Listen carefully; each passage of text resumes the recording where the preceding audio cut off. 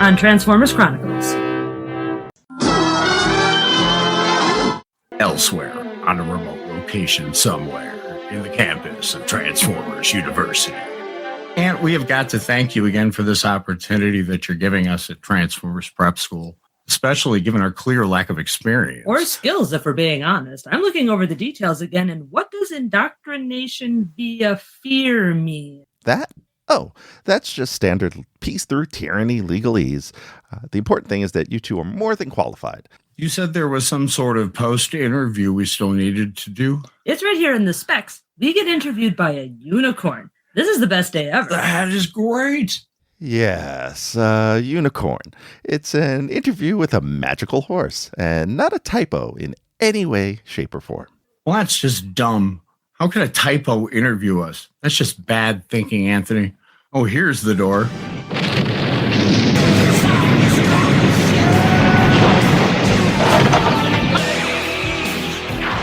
I do feel bad about this, but budget cuts are budget cuts.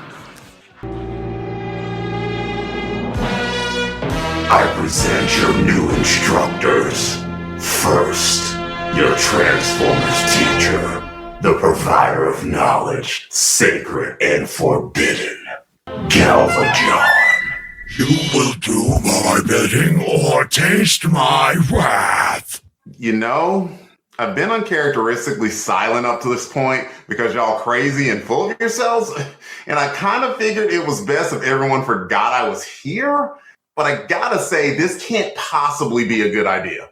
You may be right, Delvin. Second, your Transformers tutor, boiling knowledge to the basics by pure instinct and heavy and indiscriminate use of a fusion cannon, Maggitron. I have a fusion cannon. Ha ha ha ha ha. I may be crazy. I can't believe you had Galvatron and Maggitron looking us right in the face this whole time and only figured it out now. She does have a point about the names, though. Dark Web is still way cooler. Hi, Maggitron. I delve in the dark web. Flee from my fusion cannon.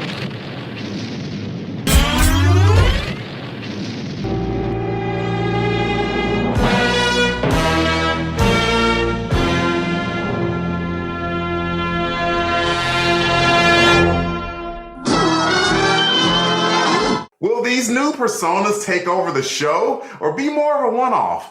Are we going to be opening with these skits again now? With this transitional thing where I end up with questions? Remember that? For like the first 10 episodes or so, this was a thing and then it kind of stopped. We pondered these questions as well as, some Human League stuff tonight on Transformers Chronicles.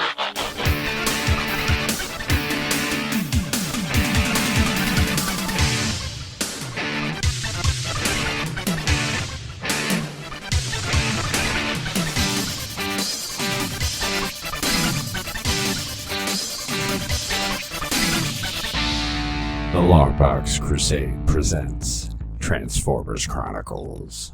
Hello and welcome back to Transformers Chronicles. I am Delvin, aka the Dark Web, and in case you're new to the show, where you been? We've been doing this for years. Welcome. Let me tell you what this thing is all about. We're going for a wild, crazy ride, chronicling the awesome, wacky, and sometimes human nature world of Marvel Comics, the Transformers. But I am not going at it alone. Let's meet my chronicling companion, shall we? First, a get well soon to the founder of the LONGBOX CRUSADE, Pat Sampson. He's a little bit under the weather, which is pretty easy to do in Wisconsin because Wisconsin is gross. Not as like, the people or anything, just the weather of Wisconsin. That's what I meant, just to be clear. Because my other two co-hosts are from Wisconsin as well. I would dare not besmirch the good name of Wisconsin.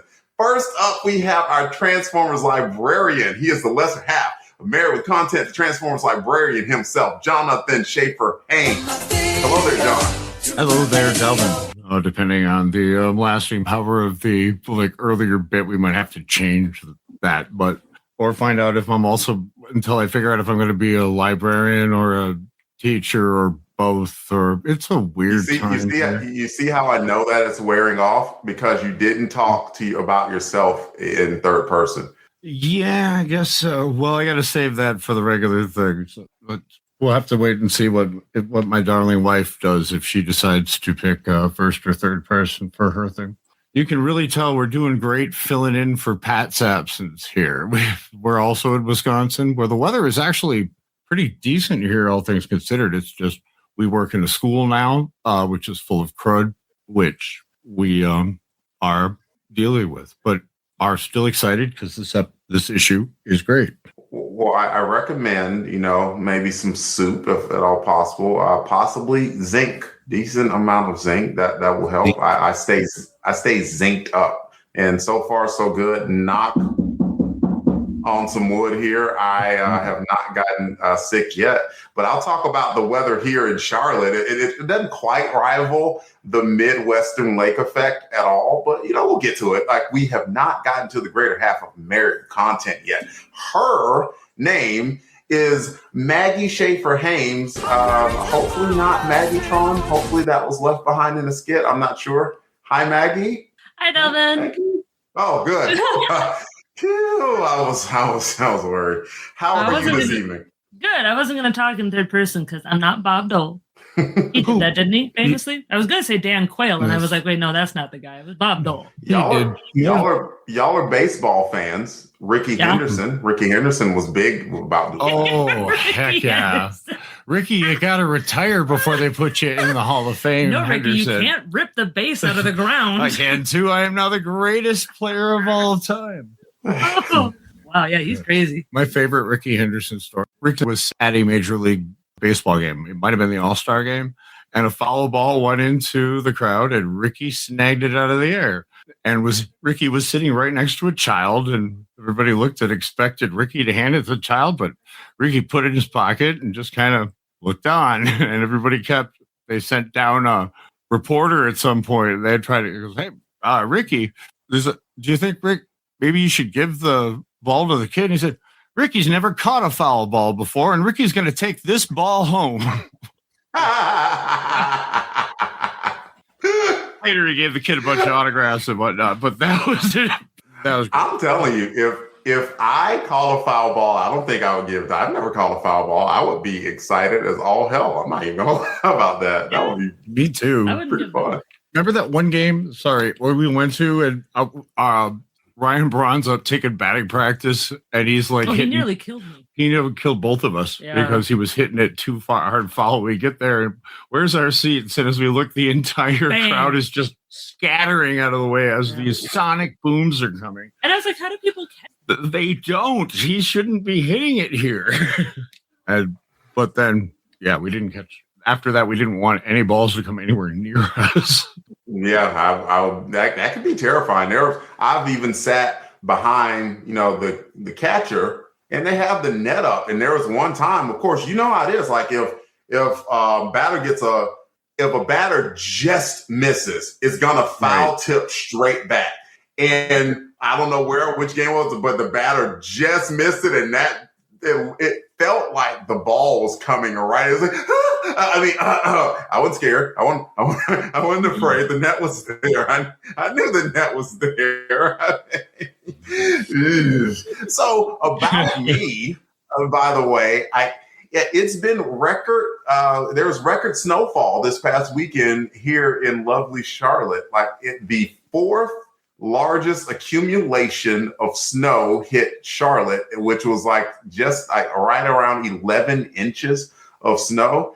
And I am not happy. And the funny thing is, I told, I was sitting there seeing all these people like, oh, do the snow angel challenge. And they're like going outside in no shirt and freaking skivvies and doing snow angels, and I'm like, these people are insane. I'm going to stay safe. I'm going to stay warm in my house. And what did I do on Saturday? I slept on the stairs. And I fell on my left elbow, and I hurt my left shoulder. Some people are built different, I guess. I'm built very, very special. I feel for you. Usually, we can pretend mock you going, because it's rare enough for you to get any sort of accumulation is like, oh no, you got 3 inches. What are you going to do? 11 inches in that short of time is terrible. It does happen here, but it's not something that we enjoy or like to. We have to plan around these things. We didn't have any snow during this bit, mostly because it was 40 degrees below zero. Too cold to snow. That don't even make no sense. Like I saw you message that, and I'm like that's fake. It was back when I was kids. Like my brother, like it was something that happened that was just unexplainable. Like he just called it fake, and that is exactly how I just use it there. I am never going to be anywhere that's 40 degrees below zero. What the blankety? And this is the one time it doesn't matter which scale you're using, Fahrenheit, Celsius, that's where it matches up on the thing. It's the one temperature that both agree it's too cold. I don't want my weather being the answer to a trivia question, John. It was, I've never felt that cold in my life, but since then, you just kind of shrug everything else off. I don't enjoy it, but it's like, it's just not 40 below zero like that one time. Wait, y'all had to do stuff outside? We have a dog, and the dog will not go outside unless we go outside. Plus, yes, I don't know why my ancestors chose to live here. Let's talk about Transformers. Yeah, we will. I mean, and I don't blame your dog for not wanting to go out there unaccompanied. He might get accosted by a polar bear or something. It is 40 degrees. In any event, the purpose of this podcast will be tackling all of Marvel's Transformers comics in order, starting with issue 1 and working our way to the series end at issue 80. We will answer any questions that are brought up to the best of our ability and see how these books we loved then as a kid hold up to our eyes as an adult now. This podcast is guaranteed to be, you guessed it, more than meets the eye. So John and Maggie, let's see what happens when Starscream starts scheming again right after the promo break. The Transformers will return after these messages. It is a world transformed, where things are not what they seem. Transformers! Want to learn a bit about the Transformers? Think you know everything about Cybertron, but are looking to learn a little bit more? Enroll today at Transformers University Podcast. Each episode will tackle a piece of Transformers history, starting in 1984 and marching our way up to today. Hosted by me, Anthony Brucali, 3-time Emmy Award winner and consulting producer on Netflix's The Toys That Made Us, and lifelong Transformers fan. We'll go on a journey through cartoons and comics, toys and movies, and all the weird esoterica from around the world, chronicling the adventures of everyone's favorite robots in disguise. Listen to Transformers University on iTunes, Google, Spotify, YouTube, and wherever you get your favorite podcasts. Transform and roll out! We now return to the Transformers. Welcome back. The issue we'll be covering today is Transformers issue 68. Here is Maggie with the cover description. Thank you, Delvin. In the upper left-hand corner, we have the Marvel Comics box with Optimus Prime, whose name I briefly forgot. But it's orange, and Optimus is green-washed, shall we say. The Transformers logo is across the top, also in green, with a subtitle, The Humans Strike Back. We have an extreme close-up of Starscream's face getting socked in the jaw by a wannabe juggernaut with gross feet and a flying lady in a suit. I mean, right? Yeah. There's a little bit of word there right around Starscream's, let's say, left temple, and it says the humans strike back. So that's about the. Did you mention that? I think I remember saying it out loud. Maybe I said it in my head, but I'm pretty sure I said it out loud. The recording will justify me. Previously on Transformers Chronicles. With a subtitle, The Humans Strike Back. The Humans Strike Back. The Humans Strike Back.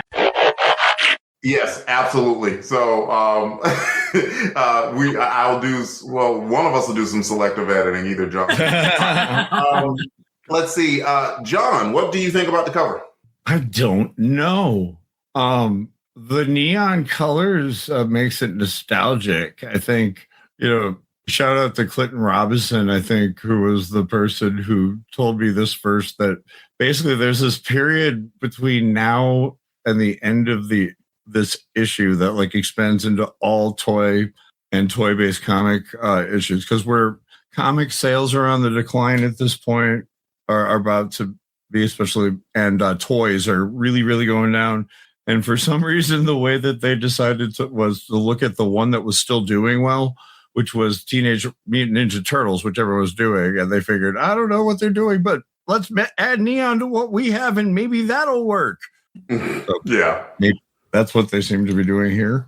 I didn't realize until my wife's lovely description that actually it was that dude, that the little, or I can't remember his name, the Puck from Alpha Flight wannabe guy is actually punching Starscream in the face. It looked to me like he's like some sort of weird The Beast meets Tony Hawk guy who's skating by, and Starscream is just in the background, kind of. Now he's clearly doing this, but I thought he was just coming up going, hey, what are you doing? As that gal flew up. His name, I had to look it up, is Thunder Punch. Thunder Punch. And that's Rapture. And Rapture. And the I other, thought at first it was Circuit Breaker, but me too, but you find out she isn't. So it's weird. You got two women. Yeah.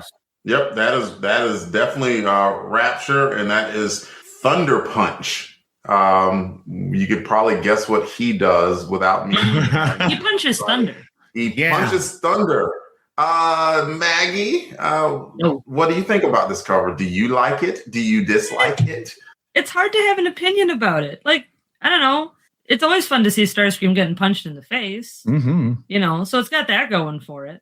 It's kind of simple, which there's nothing wrong with that. But again, like I have no real strong emotion about it. The colors in the background are kind of pretty. The sort of purple to orange to yellow and behind Rapture thing, that's kind of neat.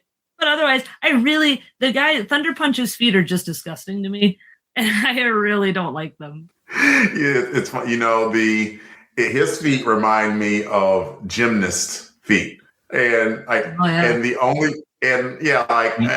this definitely is not going to turn into a foot cast here. But like, I just remember years ago, back when HD became a thing, and TV was still adjusting. One of the things that had to adjust were like the news anchors. They used to be caked with makeup, but once HD came, they literally looked like clowns.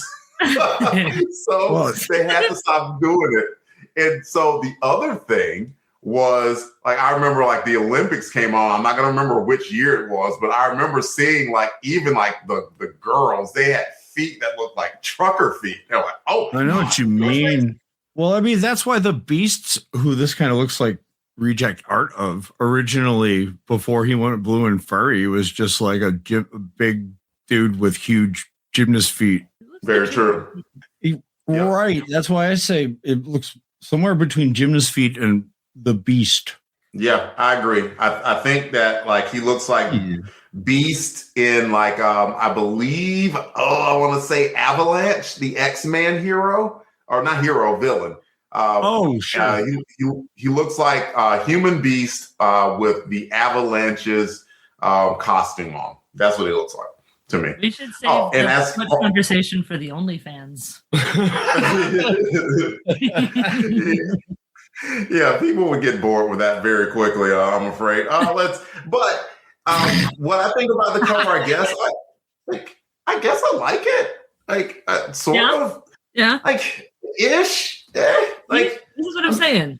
Like right. the humans are well drawn. I think Starscream is pretty well drawn, and I don't think that Mr. Turner, who is the cover artist, really had much experience drawing Transformers. It felt like it was a fill-in issue, but it felt like that he gave a game effort to do the cover. So I'm not going to fault him that much on it. Like, I'm not the craziest about it, but I don't think it's bad. And as I've said many different times, anytime that I don't have like a strong love for a cover, I could never do any better. So I always have to keep that in mind. So here on Transformers Chronicles, we rate things on a scale of 1 to 10, just like the tech specs of old. 1 being the lowest, 10 being the highest, to describe how we would rate the cover and what the heck. I'll go first. I'm going to set the table at a 7.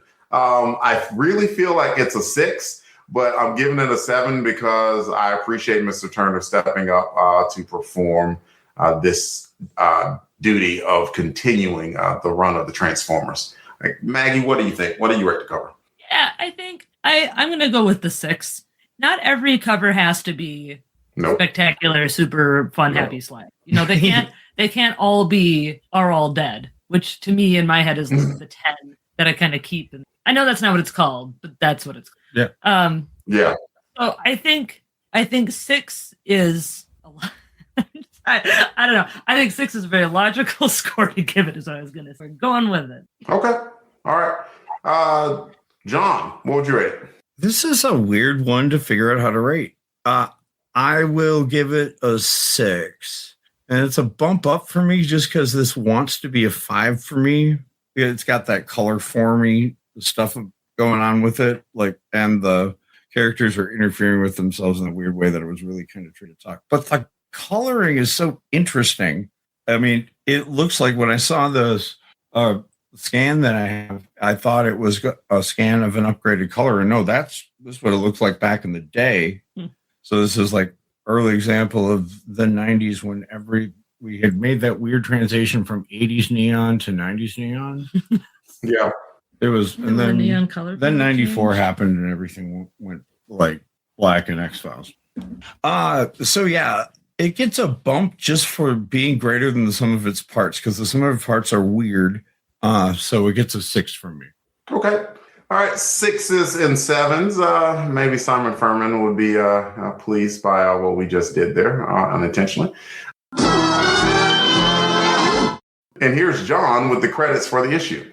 Thank you, Delvin. Transformers 68, published by Marvel Comics on May 22nd, 1990, has a cover date of July of that same year. Cover price was $1, and the story was by Simon Furman. The artist was Dwayne Turner. Letters by Rick Parker. Colors by Nelson Yomtov. It's edited by Don Daly, and the cover credits are also by Dwayne Turner. Thanks to Mike's Amazing World and tfwiki.net for that information. Thank you, John. Let's get right to the synopsis. It is a world transformed, where things are not what they seem. It is the world of the Transformers. The Transformers, more than meets the eye. Autobots wage their battle to destroy the evil forces of the Decepticons. Transformers. The Transformers from Marvel Comics. The title of this issue was The Human Factor. Last episode during our discussion, I spilled the beans to Maggie that these issues are all leading up to issue 75. Simon is gathering his cast of characters as Unicron makes his way to Cybertron and Primus. But what does this issue bring us? Humans. Haven't seen much of them around recently, and we get some blasts from the past. GB BLACKROCK to begin with, and he's with 2 superpowered humans, Katrina, Rapture, and Lee, Thunder Punch. Katrina has some kind of hypnotic powers, and Lee is strong as hell. GB puts them all on a mission to find Hector D'Alonzo, who apparently has some great power to pull energy from the Earth, which he uses to great effect to take out the Decepticon Airstrike Patrol. GB wants to recruit him to join a team of metahumans that will be the replacement for Rat from back in the day. And Pat is not here, but for Pat, love will find a way, just give it time. Okay, that was for you, Pat. That was for you, Pat. So, GB and crew are after Hector. So is Circuit Breaker. She's easy. Destroy all robots. She wants Hector to do that. So GB and crew and Circuit Breaker are after Hector. Anyone else? Yes. Starscream. He sees Hector as a means to have unlimited power to take over the planet.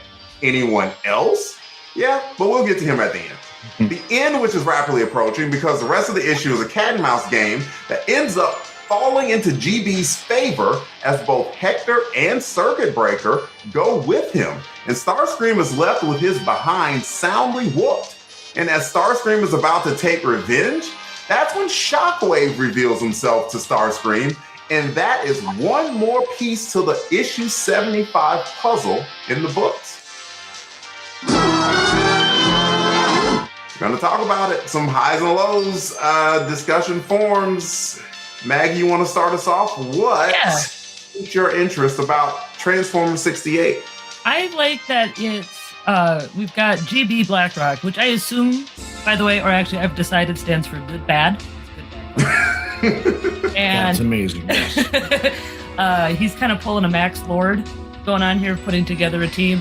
But what's interesting is, and correct me if I'm wrong, because I could very well be, Circuit Breaker was really the only person with some superhuman whatsits that we've seen up until this issue, yes? Have the other guys shown, have there been other humans with like superpowers like these guys? Well, Spider-Man was early on, but since they've left the Marvel Universe proper, there was the Mechanic, who was the only smart villain in all history who just says, you know what? I'm just going to F off with my ill-gotten gain and never have to deal with either that or my really, really specific and totally crippling phobia of the police. But I think the Mechanic might have been an attempt at that. Yeah, like he wasn't even a superhero in that he just had like a big lever from the art that he stole. So like that wasn't really a superpower. But that would be the closest. Every power he needed, though. He was like able to do such incredible things with this. Well, he could move the world given space, right? I guess so. Well, it's a fulcrum. Sorry. Anyways, I'm still not feeling good, and I'm a little punchy. I was trying to come up with the right lyric for it, but all I could do is, "Don't you want me, baby?" Well, it goes around, comes around. Yeah.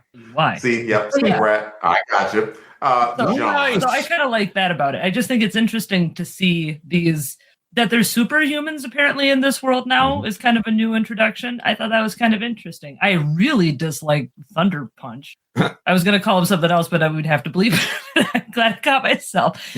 And I see you next Tuesday. Is that where you're going with that? No. I was going to call him Thunder Dick, but because he's just such a not nice person. But that exchange between him and Rapture, where she's "you arrogant son of a," was really funny. I thought that was pretty cool. At least she gives him attitude, and I thought that was great. Yeah, Rapture was saucy. That's for sure. Mm-hmm. Like she wasn't gonna take no crap from no man. That's for sure. And it's like, hey, you know what? Who knows her backstory? And I seem to recall, John. Do you remember like? Something Simon Furman was trying to create a superhero team. And yes. I was gonna get to that during the spotlight. Okay, then I will say no more and leave it to the spotlight. Give me something about the story then that you want to talk about. Well, no, Delvin. I didn't. Of course, I finished this, and I'm not just finishing it up quick because I spent all of my manic energy writing that sketch in the beginning because of a whole bunch of overcaffeinatedness. That is a really, really weirdly specific thing to accuse me of. Anyway, I don't know.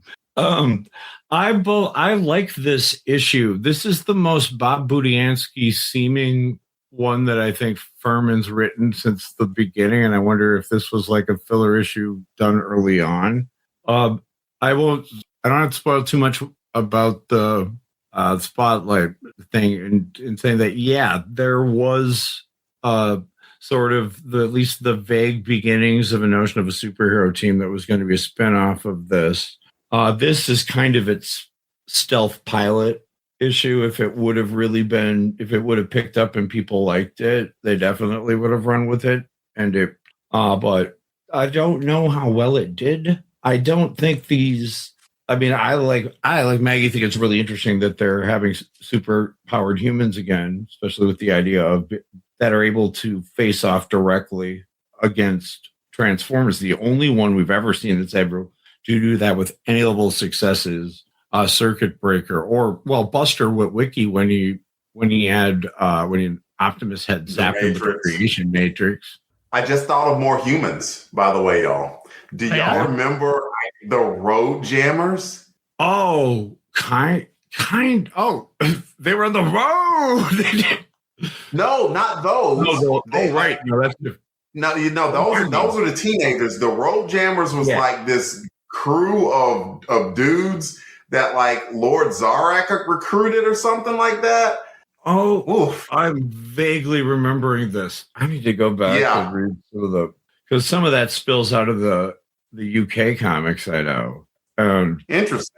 But yeah, it is a different sort of take on Circuit Breaker. It's the beginning of her actual arc because she's been, as far as I'm concerned, Circuit Breaker has been one of the most interesting characters that has been really wasted a lot because she's gone from, if you really go back and reread the early ones and see where she came from, then she went from being completely paralyzed to programming a computer without the use of her body in order to make this thing, in order to fight back. That's incredible.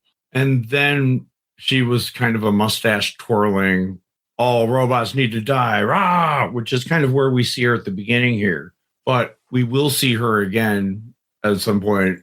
It's not too much of a spoiler to say so. And she's going to go through some things and kind of get some nuance. Yep, for sure. I remember some of that nuance. And yeah, Circuit Breaker, like just the art that she has even had thus far was pretty incredible in that, it wasn't intentionally so, but then guess what? I don't think I would be, some crazy robots came and I was just trying to do my job. And all of a sudden I went from being a regular, a normally functioning human to a quadriplegic, for Pete's sake. I would be very, very angry at that. And I don't think I would like robots either. So I do get that. And so for her to invent that and, become the force that she did, was interesting enough, and I'm actually glad to see her back in the book. Mm-hmm.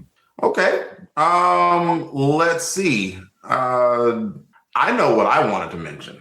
I remember when Daniel Warren Johnson started his run of Transformers. That just concluded a few months back, and I remember thinking that his Starscream was almost, I don't know, murderous, and I was like, I thought it was a little bit out of character. And then I read Transformers 68, and that's canon. There was a fighter pilot tailing him, and Starscream blew him up with his afterburner, basically, and said die. And oh crap. And then at one point, he got so upset with the whole Circuit Breaker thing, he just went into this rage, kill you, murder you, destroy you. Yeah, that was actually so funny. Yeah, I mean, he just he lost it. So when I saw that, I'm like, huh.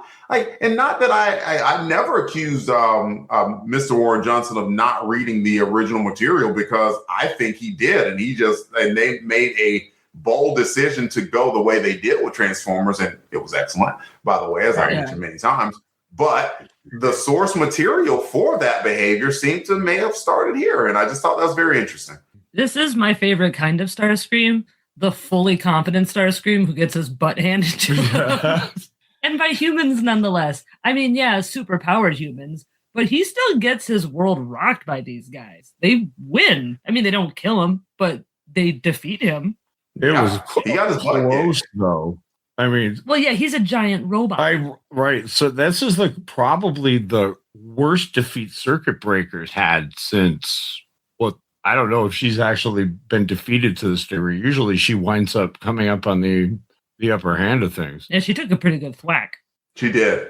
Yeah, Starscream did get a good lick on her. And I think she's gotten hit before, and something similar, my field kind of protected me, but it did knock her out of commission for a little bit. Mm-hmm. For that too. So let's see. Is there anything in particular y'all want to talk about? I can guide the discussion, but it's three of us. We can ramble a little bit. Do we want to talk about the big reveal at the end? Go for it. Yeah, because I thought at first, I think he's in one panel before the end where like he says something to me like he's talking to himself, and I thought at first it was Circuit Breaker because all I could see was purple, and then I got to the end and I was like, of course it's Shockwave.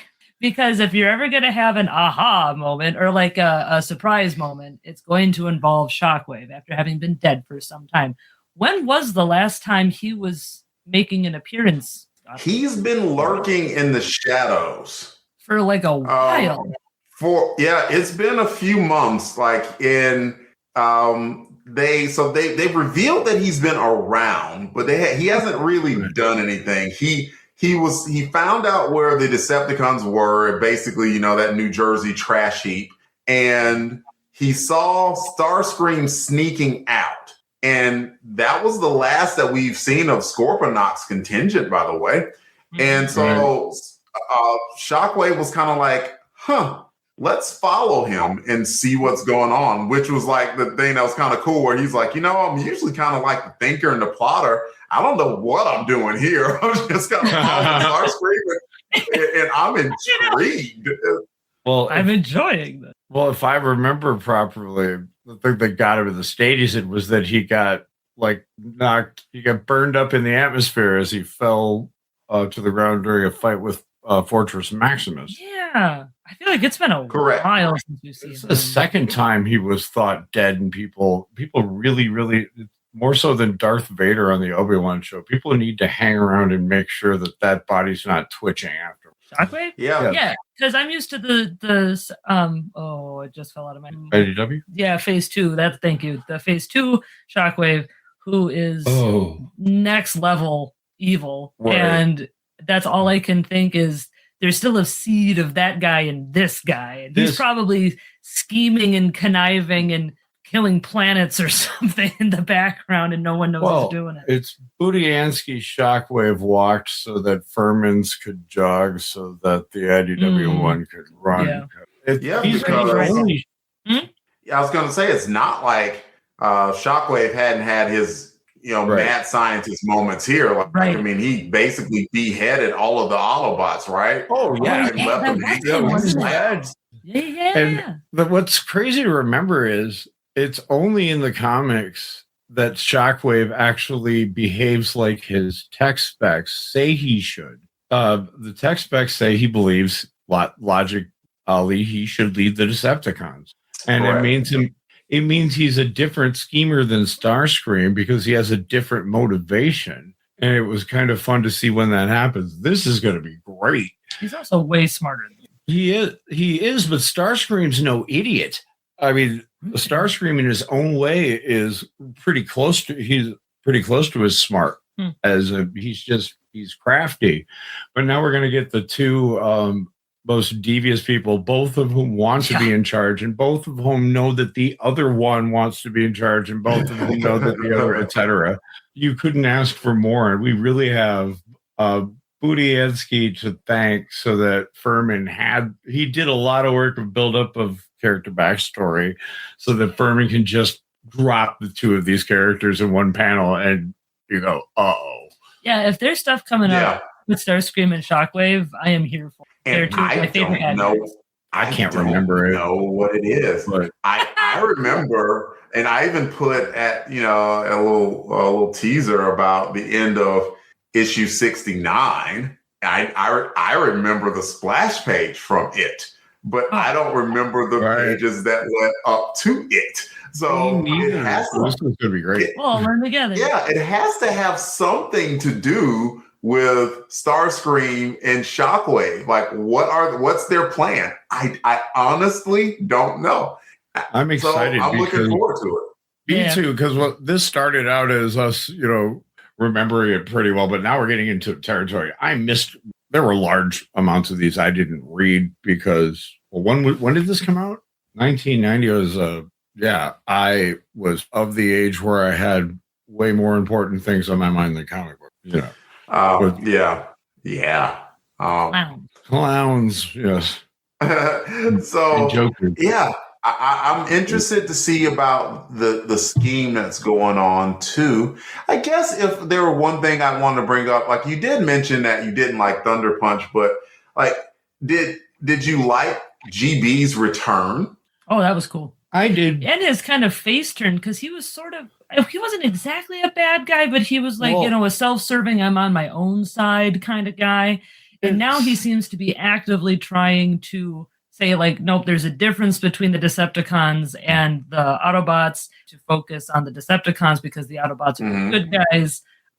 He's got this PowerPoint presentation that he's giving and everything. He's so organized. We got GB BLACKROCK and Circuit Breaker back. And I was like, well, we have it. And then Shockwave, like all these people that we haven't seen in such a long time. If you think about it, if Simon were sort of trying to, do like a little superhero team that may have taken off, if it would have, GB was kind of like Professor X, right? Yeah. Right. I like what Maggie said before about how he kind of is pulling a GB BLACKROCK, pulling a Maxwell Lord and putting together a team. Mm-hmm. And I like that because I was thinking before, this is kind of GB's transition from billionaire industrialist Tony Stark to billionaire industrialist Maxwell Lord, who got the sleaziness scared out of him. Yeah, right. Yeah. He's still the smarmy rich guy. But he's realized way too late that if he would have led at all times with, okay, there's two factions. This is very, very important. Pay attention, all of you. The ones that wear the red thing, these are the good guys. Get to know them. They're all pretty stand up, even though this one has tried to kill me 3 times. Hey, sorry, man. I keep thinking you're Spider-Man.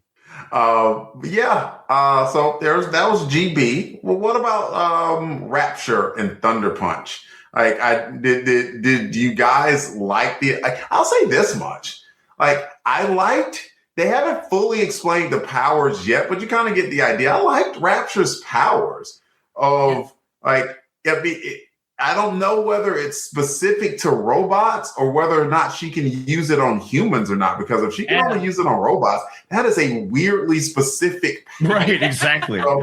It's like they seem like they almost come across like the League of Substitute X Factor villains. They're not good enough for X-Men. They're not even good enough for X Factor at this era. So they are only in the one-shot annual one where only Warlock and maybe if they throw him a Bone Beaster at home, have to take on a bunch of 4th-rate people. Yeah. Not that I would beat the hell out of that, but yeah, collector's issue. Make sure you pick up this this exciting new villain. This issue's gonna make so much money, kids. And seriously, the evidence we should be ashamed of ourselves. That aspect. Right. And that aspect of the issue really did have a little bit of that stink on it. It was like, what do you think of these guys, kids? You like them, huh? But besides that, I do really like how they were used to show GB's development, especially with the story of this guy, Mr. X. Oh, that's the guy they're looking for. Mr. X. Yes. Hector Elizondo. Yeah. Right. I like that both the little PowerPoint story of him taking out a bunch of Decepticons, that whole storyline was great. I like all those Decepticons in that whole bit. But I also like that GB notices that that the guy, Mr. X, seems to feel bad about the possibility that he might have hurt someone, and GB recognizes that as a positive quality. This is not the same GB that we met back in Transformers #9. So he's already come a long way, and he's got some more to go, even in this last over this last year of stories on. Did he get an action figure? I want an action figure of GB BLACKROCK. I do. I want a little plastic guy in a suit. I want one that says billionaire industrialist Tony Stark and then cross out GB BLACKROCK. You're right, John. He did, because when he first saw the Transformers, it was like, I can get rich off of these creatures. And then he found himself kind of indifferent. And now he's like, no, I see that the Autobots are actually here trying to protect the planet. I see that the Decepticons are bad. And while I could just literally live my life and not do anything about it, I'm going to choose to do some good with my money. So you're right. That is one heck of an arc by GB. Okay. So we got GB, we got Hector Elizondo, we have Thunder Punch, we have Rapture, we got Starscream getting his butt kicked, we got Shockwave coming back. Is there anything else that we need to discuss? Dick Tracy ad would be great. Maggie shaking her head no. John is talking about Dick Tracy ads. And if anybody does have the issue, there's a really awesome drawing of Primus and Rodimus on the letters page where the guy thought that Hot Rod and Primus looked similar. Mm-hmm. So I did think that was kind of cool. And they thought it was cool because they only printed his letter and then put his page in it. So that dude still talks about that to this day. He's got it framed. So, if he's not still I need to look up that name. I just randomly look it up on Instagram and see if that dude wound up being some Transformers artist or something like that. Yeah. Okay, well, if there is nothing else.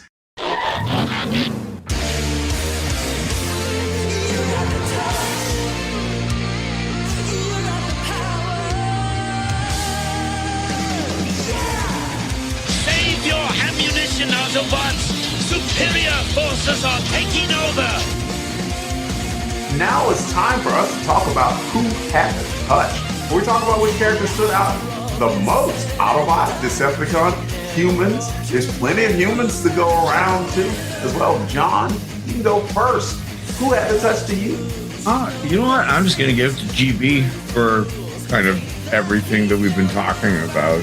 I mean, he's both as a representative of all good humans in general, his character, everything.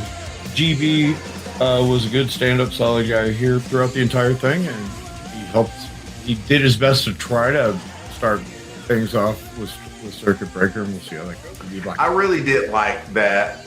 Circuit Breaker was just angry and rage, and of course, they have history together. She used to work for him, and he just flat out said, look what you're becoming.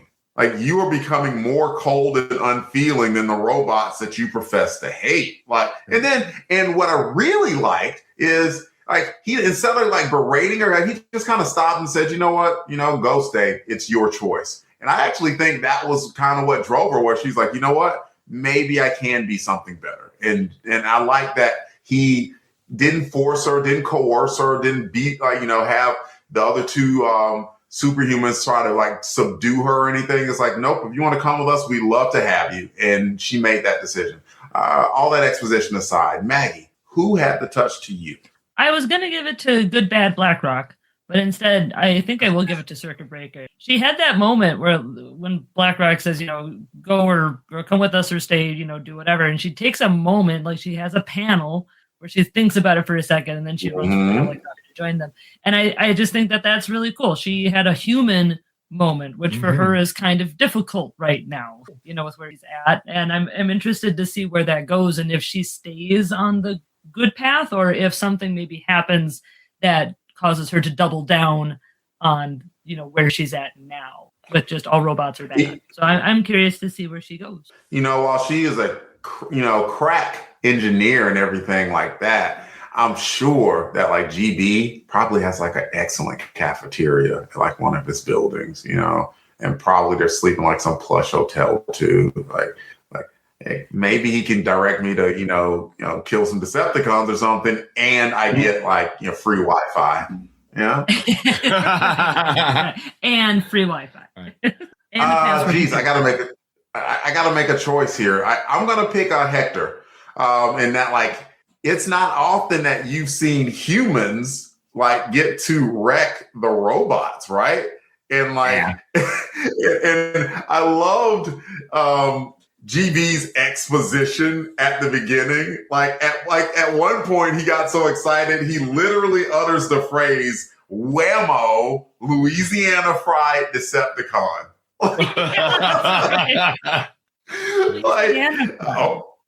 Okay, that's a thing that you can say. Louisiana Fried Decepticon. Here we go. Yeah, honorable mention to the smart Decepticon.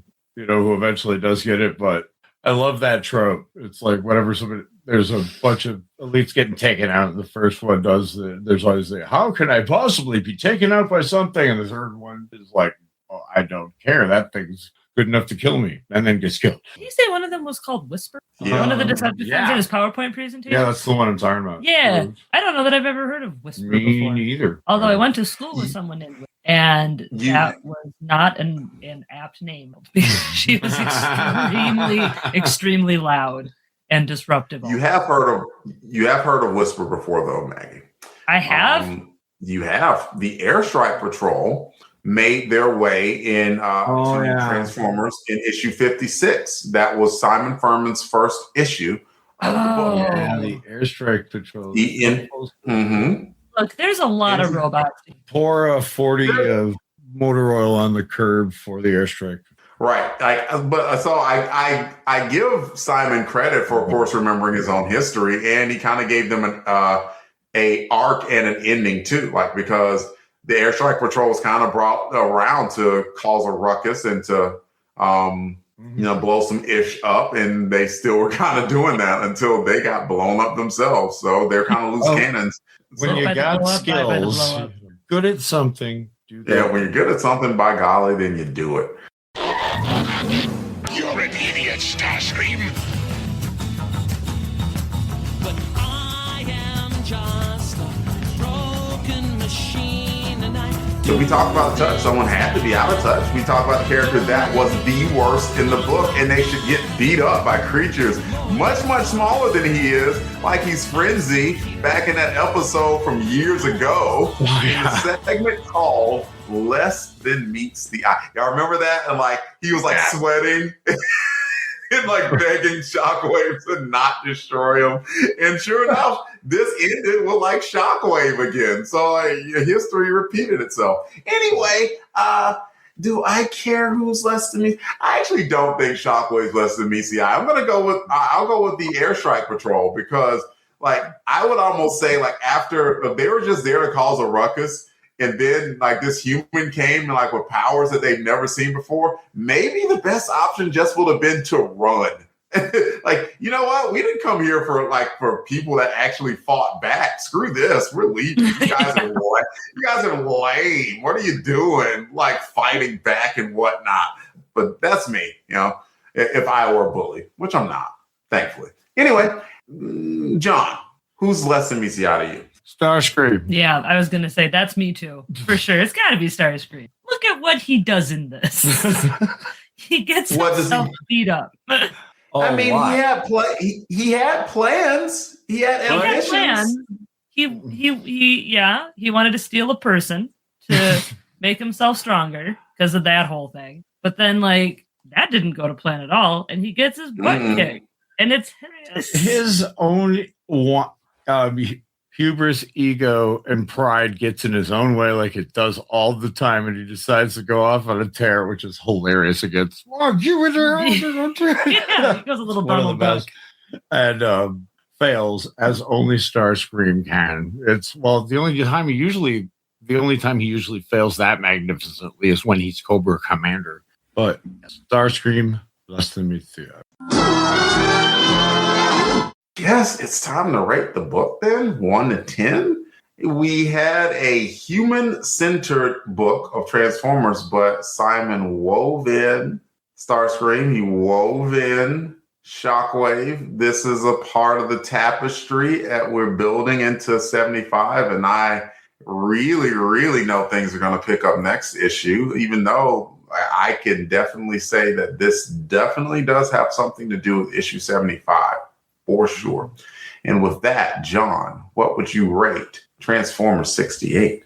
I am going to rate it a 7. In particular, I would kind of recommend for anybody reading this to go back and at least read issue 9 again with this book in mind, just to see either before or after, or go back and listen to our episode 9 of this lovely podcast in which Baby Us's covered that issue.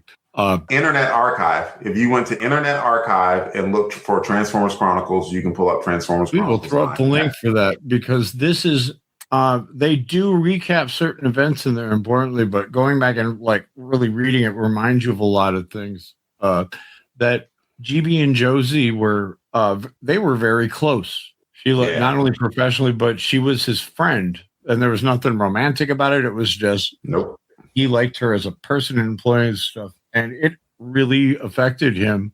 Not as much as her, clearly, but he was affected by this, and it affected his entire dealings with. And it was only kind of seeing Josie, you get to see her like descent start there. But a lot of the art in particular, particularly with Starscream, tribute to it.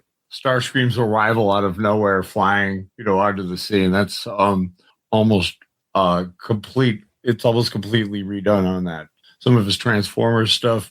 Starscream's whole behavior and downfall are very much mirrored. It's like poetry rhymes, what George Lucas would say, wrongly. But yeah, it's a good one because it's kind of this. That's the beginning, and this is the middle point, and then 75 is kind of the other bookend of the whole story. So really, it's really neat to see how they were able to take elements. Different writers were able to take what was given and see what we create with it. But it's that bit of it is done so well, and the Starscream fight is so fun that I can forgive some of the other bland and meh parts. But especially as kind of a filler, not so much a filler, but as a meanwhile, this before we get back to the thing you want to read. This one is pretty good. Yeah, we needed to set this. I think this issue needed to be. It needed to happen because as my, I can look at it now through the eyes of adult, right? Only said that for, years and years now, introducing the show and all that. But I just thought about it. It's like, the challenge here is Unicron is coming. Let's just assume Unicron's not going to win, right? Because usually the bad guys don't win in the books, right? Usually the good guys win. So how in the heck, are the good guys going to beat the ultimate bad guy? How is that going to happen? And what pieces have to be built up for that to occur? That's how I can think about it now. I wasn't thinking about that then when I was 13 years old, but I can think that way now. So I think it's very intriguing. And I could see why this issue was a necessary part. Not exactly filler. And I appreciate that, the attempt to, bring the human element back to the team, and not in an insulting way either. I give it an 8. I think it was a good read. I appreciate Mr. Turner's fill-in work for the book as well. If anything, his art kind of like he mirrored Jeff Sr. just a little bit, so I appreciated that as well. Maggie, close us out. What would you rate 68? Honestly, I'm kind of right between a 7 and an 8. The more we talked about it, the more I liked the issue. I didn't dislike it to begin with, not at all. But sometimes when you kind of talk it through a thing, you kind of change the way you think about it a little bit. I quite enjoyed it. And I know it's setting things up for the future, but that it didn't make it boring. And it made me actually just look forward to what's going to happen next. So if I can give it a 7.5, that's what I give it. If I have to give it a whole number, I'll give it a 7. Yeah. Thank you. I appreciate that. It's network rules. I'm afraid only one person gets that privilege, and we have to stick to that. We should have Joe on the show one time. I was about to say we're running out of shows, but I don't know. Maybe there's some future plans besides issue 80. But look, that's a conversation for another day. We had some pretty good ratings for Transformers 68, and now we will go to Transformers Spotlight, where John is going to discuss something or the other here. I'm seeing a director's cut going on, but take it away, John. That's right. We're going to do a bit of a Spotlight director's cut, and by that, previously on Transformers Chronicles, episode 9. This is going to be one of the only times that we're featuring a non-robot in this segment. So sorry for all of you waiting impatiently for my detailed Ethan, Zachary, or Bomber Bill exposés. Circuit Breaker was never a toy, so she never had tech specs, but her story is interesting enough to merit the spotlight this month. Abilities-wise, we learn everything we need to know about her in this issue. She used her Marvel mad science skills to fashion herself superpowers in order to get revenge on those that wronged her in true supervillain fashion. Her circuitry allows her to move, to fly, to disrupt electronic equipment, and to fire energy bolt, which can do even more damage to electronics or Transformers. She's the first human being besides Spider-Man that's anything resembling a threat to them. Circuit Breaker is and will remain a major part of the story for years to come. Both Budiansky and Furman use her extensively. Interesting. I didn't want to really ask that, how long was she going to be around? Because I didn't want, any spoilers, but it's safe to say she'll be around for a while. Okay. Very safe to say. Yeah. Oh, good, because I'm interested in her character, yeah.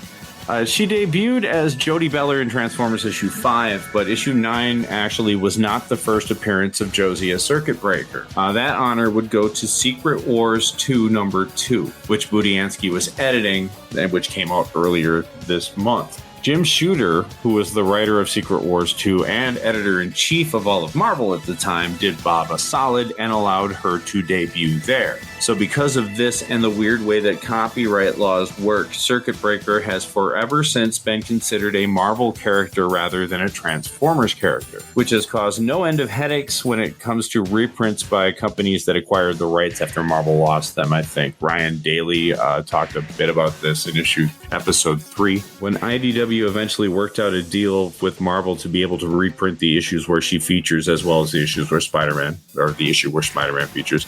But for a while, that Marvel was playing hardball, and many collections had to print text summaries instead of this in other issues, which is really ironic considering Marvel has never used her again after this series. There was a plan, though, to use her in a new series in the 90s that, Delvin, you might get a kick out of this. Josie was going to become part of a comic by Simon Furman and Andrew Wildman called Techno X, which would be a reworked Neo Knights. I don't know if you remember those. Yes, I do.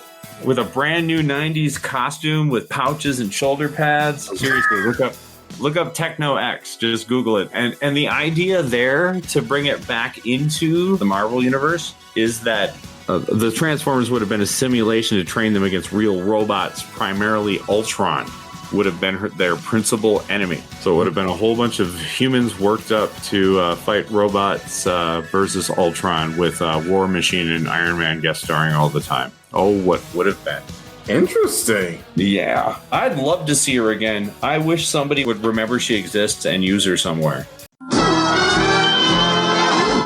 And here's Anthony filling in on the things I got wrong. Oh no, here it comes again. It's not a Black Sabbath reference. It's the Marvel Universe sneaking back up on us here in the Transformers comic book. So let's talk a little bit about the Neo Knights, not the Neon Knights. The characters within this, Circuit Breaker, Thunder Punch, Rapture, Dynamo, the Neo Knights as they're called. While we see them here in this story, they do have a bit of an interesting history within Marvel. Now, you may remember back in issue 3, Spider-Man appeared, and back in issue, I think, 6 or 7, we did visit the Savage Land. That this story originally took place in the Marvel Universe main continuity, and then has since branched off. Circuit Breaker, famously, is a Marvel character. In fact, she appeared in Secret Wars prior to her appearance in Transformers, making her Marvel property, Marvel IP. And so these characters also become Marvel IP, not in this issue for some reason. If you read the copyrights on issue 68, you will not see anything mentioned there. But in issue 73, the Marvel trademark text will say that GB BLACKROCK, Thunder Punch, Rapture, Dynamo, and the Neo Knights are Marvel trademarks. So they became Marvel characters, so they have not since been used in Transformers fiction with the exception of GB BLACKROCK, which I guess Marvel just doesn't care. I don't know. But interesting side note in terms of comic book history here is it was revealed by Simon Furman and Andrew Wildman that they had intended of taking the Neo-Knights and reintroducing them into the main Marvel universe as a group called Techno X. 1991, X-Men are all the rage, right? We have Jim Lee and Rob Liefeld and all the offshoot books and everything that leads up to eventually to Image Comics. So big shoulder pads, lots of pockets. These are the characters that get pitched to be reintroduced into the main comic continuity. They would frame that in their pitch as a kind of a danger room scenario that the Transformers universe existed outside of the main reality, and Techno X is meant to battle cyborgs and machines with GB BLACKROCK kind of playing a counterpart to Tony Stark. That's the idea around what would have happened in these stories, but Marvel passed, and thankfully, because it probably would have been a copyright nightmare for them since they didn't originally claim these characters the first time around. And there you have it, the history and future, or non-future, of Techno X. I would have read it. I don't know. The first thought that I had was it feels very like Avengers 200. Not yeah. And you get like so clunky. A little bit clunky, and like so much so that it wouldn't work. But at the same time, like, who am I to say that it wouldn't have, right? And even though I would say that Tony Stark now, post Marvel Comics universe, they would they would never put him in something like that. But they absolutely would put Tony Stark of the 1990s in a situation like that. This is David Hasselhoff hair having known primarily for the fact that he was drunk on a cover guy, Tony Stark. Yeah, I think that would do. All right, thank you for that, John. Thank you for Anthony for not only helping us out with the skit, but for the Transformers Spotlight as well. And we will go to a promo break. The Transformers will return after these messages.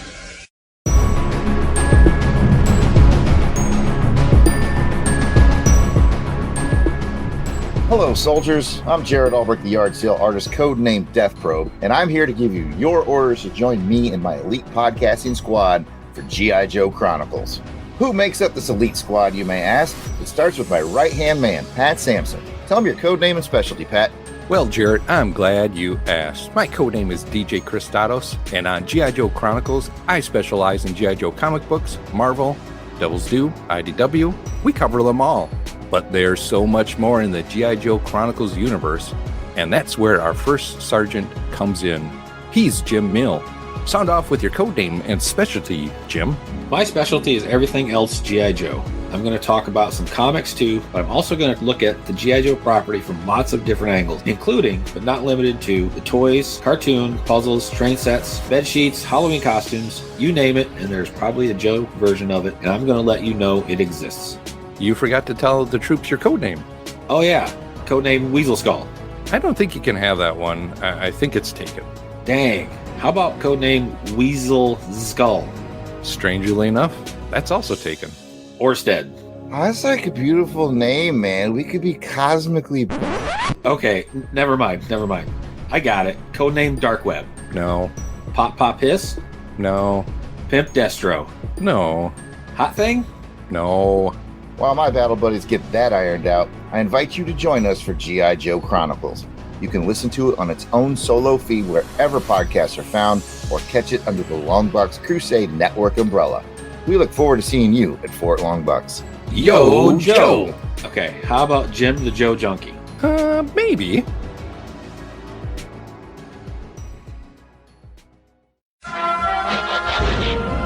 We now return to the Transformers. That's the show, everyone.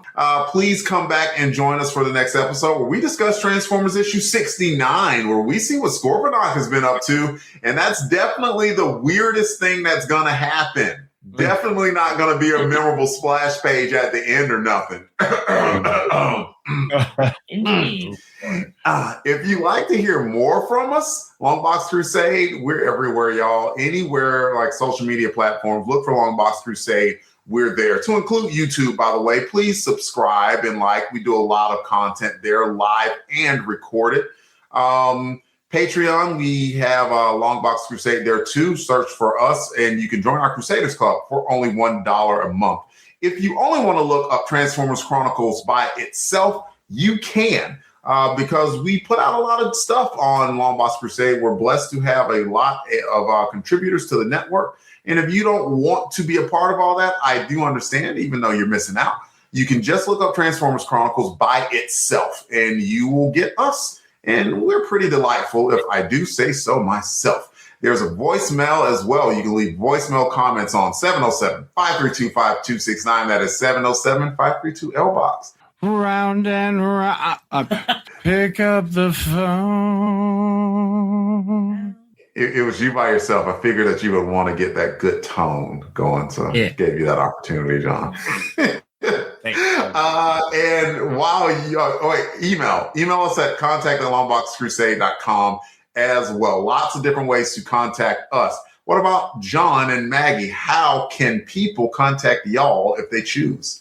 For that, just to reiterate what Delvin was saying, thanks again for Anthony from Transformers University, who everybody should check out his various things, starting at tfu.info. Best place to find Maggie and I is right here every month, because if we record nothing else over the rest of the year, we're the home stretch of this, and so we're going to make sure that we're recording 12 more issues of this. Married with Content is always in flux, but we are doing some things. At the moment, it's best access via Blue Sky at MWC Podcast on Blue Sky. That'll steer you toward the various content. For Transformers in mind, or for the Transformers minded, rather, keep your eyes and ears out this summer for a slew of Rod Pod content. That's where we go through the IDW Phase 2 Transformers comics in order. Co-starring John M. Wilson of John Reed's Comics, as well as some new and old friends popping by, including Pat and Delvin from this show, as soon as I talk to them about it, and assuming they agree to it. But once that happens or doesn't happen, we're getting to stories that are just way too cool to not share with some folks, and there's some great jumping on points for people so they won't feel too lost. And it's going to be some fun things. I mean, Dark Cybertron is like nothing else that Transformers has ever done before or since. And I'm including what is currently being, which is incredible. Anyway, stay tuned. Pat, where can you be found? Pat can't be found. That's a running gag on other, like, from, I think it was Aaron Head Moss did a really funny gag with Pat. He was supposed to have been there and he didn't. He goes, "What do you think, Pat?" Creep. Pat hasn't thought of it. What about you, Delvin? Where does the internet find you? Threads, Delvin Ray, and Instagram, Delvin Ray as well. And sometimes Blue Sky. I'm occasionally on there, DEERAY 1977. You might find me there too. See you all next time. And remember, freedom is the right of all sentient beings. Till all are one. Till all are one. Coronation, this is bad comedy. Till all are one. You got the touch. You got the power.